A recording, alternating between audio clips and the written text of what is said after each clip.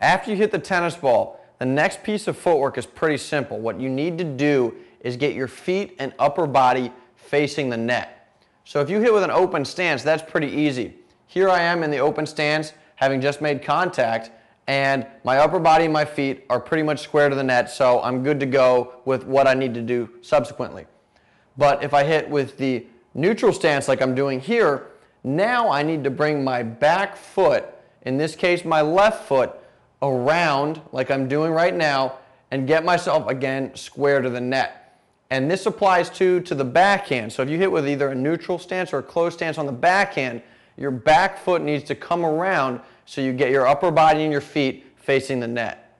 We're going to take a look at 3 ground strokes, 2 forehands and a closed stance backhand. And what you're going to see is that after I make contact, I get my upper body facing the net. So this first forehand here is going to be an open stance forehand.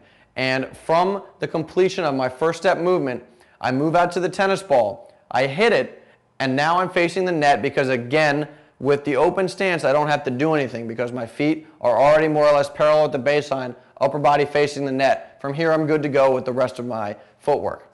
With the neutral stance now, from the first step movement, I move out, I hit, and now what happens is my back foot comes around to get my feet and my upper body square to the net. Finally, on the closed stance backhand, I move to the ball and I hit, and now I'm going to bring my back foot around, and finally, once again, I'm square to the net here, and from this point I can proceed with the rest of my footwork.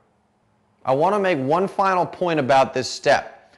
Once you get your body facing the net, your feet and your upper body are square to the net, the rest of your footwork is going to be recovering back to the middle of the court. You're done hitting, so from that position, you want to get back to the middle of the court and put yourself in position to move to your next ground stroke.